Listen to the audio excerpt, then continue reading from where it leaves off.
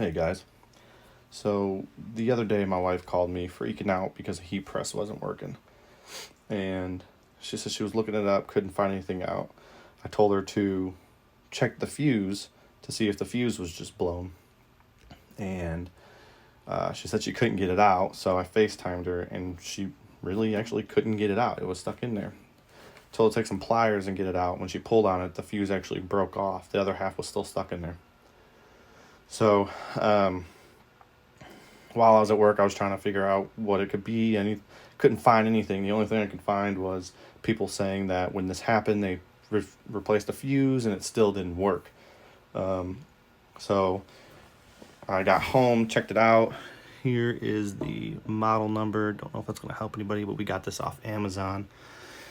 So here's one of the issues she was having. As you can see here, the switch came on, but the screen doesn't.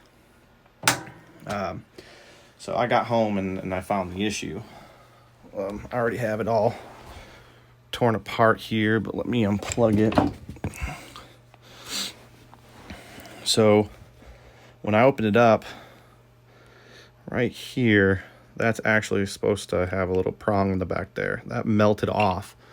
And as you can see from the bottom of this wire, yeah, it was pretty much fried and it came off. So you're going to take this back off, which has about eight screws. And hold on, let me try to find a flashlight and come back. All right, so now that we can actually see, there's the fuse right there, the fuse holder, right below those red caps right there. And that was just burnt off. So there's a screw on there. You want to screw that. First, take the wires off if there's wires still on it. Pull that out. And then I'm going to go through actually putting it all together. All right, so hopefully you guys have a good angle there and you can see what I'm doing. So first things first, make sure that your cord is unplugged. You don't want to have that still plugged in when you're messing with electrical. Go ahead and flip the switch a couple times, make sure it's all discharged, there's nothing in it. If you want to be extra safe, you can get one of these low voltage detectors. You can go over everything, make sure nothing's coming in. If there was, this light would turn red and it would beep at you. And I can show you that after I get everything done here, but so make sure everything's good. So here is the new piece that has that connector in the back. So it's the exact same one. I also picked up some new fuses, and this only cost like $13 for how many fuses? Came with, I believe, 10 fuses and 5 of these connectors. I'll have a link for all this in the description, and I'll also have a link for all the tools that I'm going to be using in this. So it looks like this one actually went in a certain way. This old one went in a certain way. All right, well, as I was going through, I realized that this old one, I don't know if you can see it there, has a flat part right there. And this new one doesn't have that. But it looks like it's actually going to just screw in there perfectly fine. I mean, it's a little bit tough, but it's nothing bad, so I should be able just to screw it in there. Doesn't look like it's giving too much of an issue.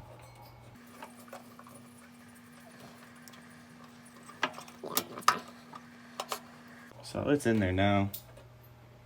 Seems fine. Doesn't seem like there's any issue in there.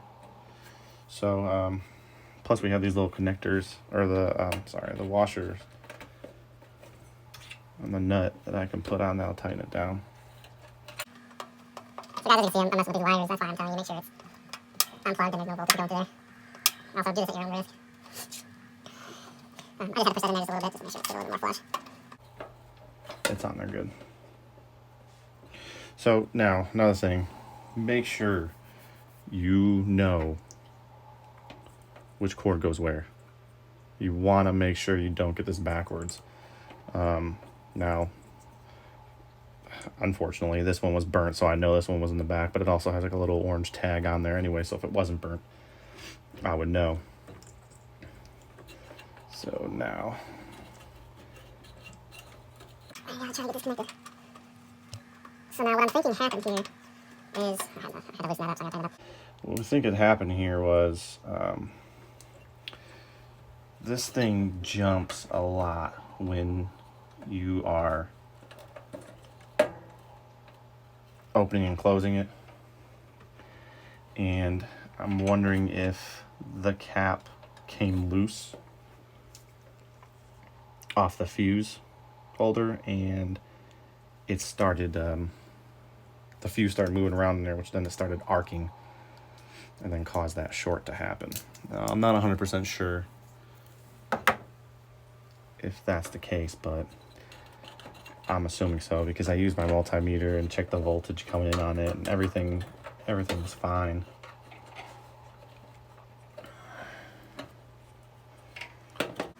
That's the only assumption I got.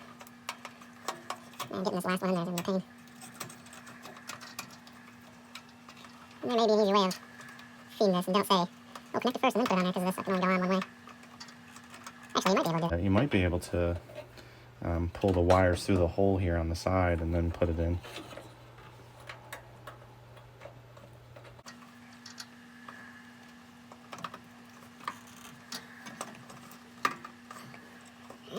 She's in there.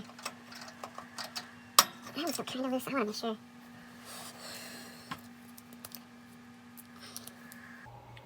I don't want it coming undone again, and that could have been, let me see this. See this old one. Yeah, that could have been the case too. That could have been loose.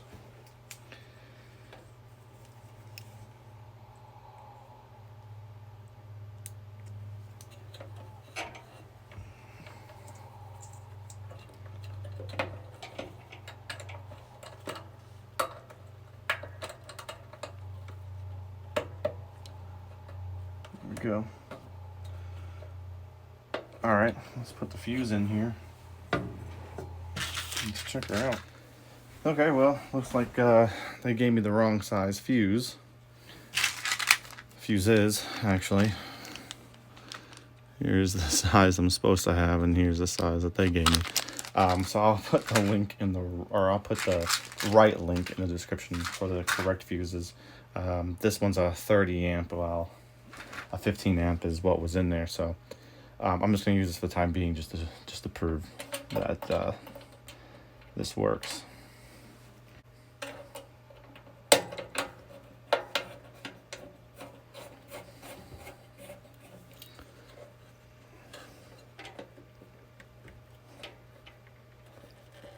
Okay. And here we go. Moment of truth. Flip it on here. Bam. She works. All right. Let me show you real quick this tool. It's plugged in right now, so turn the flashlight off, but you heard the beep, so if there's electric in there, like there is right now, it'll go off. So I hope this helps anybody that's having this issue, since that information's not in there. Again, everything will be in the description of what I used today. All right, thank you. Real quick, guys, something I noticed when I wanted to explain actually when it happened, and I didn't. When you put your fuse in this new holder, it's gonna look like it doesn't fit. So there's one of the new holders, and here's the fuse, and you can see that it kind of sticks out like that. But once you get that cap, you'll see back here this pushes out, and it fits fine. So don't be afraid just to give it a little snug there. It'll go down. All right.